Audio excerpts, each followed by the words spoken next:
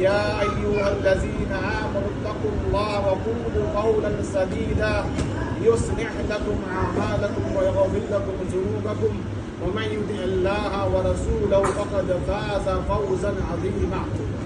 وقال النبی صلی اللہ علیہ وسلم خیرکم خیرکم لأہلی وانا خیرکم لأہلی. تمام قسم کی تعریف، توصیف، تمجید اللہ تعالیٰ کے لیے لائق اور زیبا ہے. درود و سلام ہو تمام انبیاء کرام پر، خصوصاً ہمارے نبی محمد صلی اللہ علیہ وسلم پر. اللہم صلی علی محمد وعلی آل محمد وبارک وسلم. خطبے میں 3 آیتیں پڑھی گئی. پہلی آیت ہے سورہ آل عمران کی آیت نمبر 102، دوسری آیت ہے سورہ نساء کی آیت نمبر 1، اور تیسرا ہے سورہ احزاب کی آیت نمبر 70 اور 71. اس کے بنیادی اصول یہ ہے کہ اللہ تعالیٰ فرماتا ہے یا ایھا الذین آمنوا اتقوا اللہ، یعنی اللہ سبحانہ و تعالیٰ سے ڈریے. ڈر کا معنی کیا ہے؟ ڈر کا معنی یہ ہے کہ پوری زندگی اللہ تعالیٰ کی اطاعت میں، خوف میں نکال دینا، یہی ڈر. اور اللہ نے فرمایا حق تقاتہ، تم اللہ تعالیٰ سے ایسا ڈرو جیسا کہ ڈرنے کا حق ہے. حق تقاتہ کے معنی یہ ہے کہ عبداللہ بن مسعود فرماتے ہیں ان یؤطیٰ فلا یعصیٰ، کہ اللہ تعالیٰ کی اطاعت ہمیشہ کی جائے اور اس کی نافرمانی نہ کی جائے. وَإِن یشکر فلا یکفر، اللہ کی شکر گزاری ہمیشہ کی جائے اور اس کی ناشکری نہ کی جائے. فلا یذکر، اللہ کا ذکر کیا جائے اور اسے کبھی نہ بولا جائے. اور اللہ تعالیٰ نے نصیحت کی ہم سب کو کہ تم مت مرو اس حال میں کہ تم مسلمان ہو کے مرو. تو اللہ تعالیٰ کی تقوی کی پہلی بنیاد ہے توحید. توحید یہ راس الامر ہے. اللہ تعالیٰ خود گواہی دیتا ہے شہید اللہ انہ لا الہ الا اللہ، اللہ گواہی دیتا ہے کہ اللہ کے علاوہ معبود نہیں ہے. اور اللہ نے ہم کو حکم دیا ہے قرآن پاک میں فاعلم انہ لا الہ الا اللہ، جان لو کہ اللہ کے علاوہ عبادت کے لائق کوئی نہیں ہے. اللہ نے فرمایا وَاعْبُدُوا اللَّهَ وَلَا تُشْرِكُوا بِهِ شَيْئًا، تم عبادت اللہ کی کرو، جو عبادت تم اللہ کے لیے کر رہے ہو اس میں کسی کو شریک مت کرو. اور اللہ کے نبی صلی اللہ علیہ وسلم عبداللہ بن عباس نصیحت کرتے ہوئے کہتے ہیں اذا سألت فاسأل اللہ واذا استعنت فاستعن باللہ. اے عبداللہ بن عباس، جب بھی تجھ کو سوال کرنا ہے اللہ سے سوال کر، جب بھی تجھ کو مدد مانگنا ہے اللہ سے مدد مانگ. یہ توحید ہے، یہ اللہ تعالیٰ کا تقویٰ ہے. دوسری آتی ہے رسالت. ہم کو ہمارے نبی پہ صلی اللہ علیہ وسلم پہ ایمان لانا ہے، محبت کرنا ہے اور اتباع کرنا ہے. اللہ نے فرمایا ان کنتم تحبون اللہ فاتبعونی، اور تمہارا دعویٰ ہے کہ تم اللہ سے محبت کر رہے ہیں تو تم کس کی اتباع کرو؟ اللہ کے نبی صلی اللہ علیہ وسلم اتباع کرو. اللہ نے فرمایا وما آتاکم الرسول فخذوہ وما نہاکم عنہ فانتہوا، جو میں رسول دے اسے لے لو، جو اسے رک جائے اور رک جاؤ. تیسری آیت کا مفہوم یہ ہے اللہ نے فرمایا یا ایھا الذین آمنوا اتقوا اللہ وقولوا قولا سدیدا، کہ جب بھی تم بات کرو سیدھی بات کرو. نکاح میں یہ ضروری ہے کہ میاں بیوی جب بات کریں سیدھی بات کریں.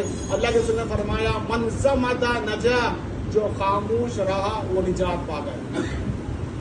یہ تقوی کی بنیاد ہے. اور تیسری جو بات ہے وہ ہے آخرت، جس کے لیے ہم سب بنے ہوئے ہیں.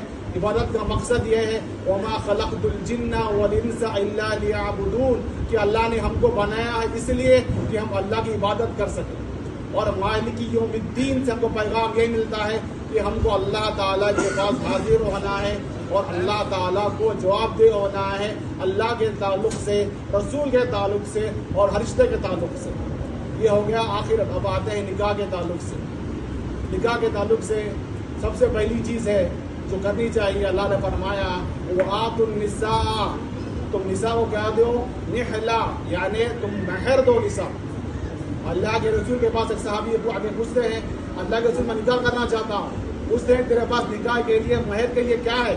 اس نے کہا چادر ہے. اور جا کے دیکھ کیا تیرے گھر میں تیرے پاس کوئی انگوٹھی ہوں گی؟ فرمایا کہ میرے پاس لوہے کی انگوٹھی بھی نہیں ہے.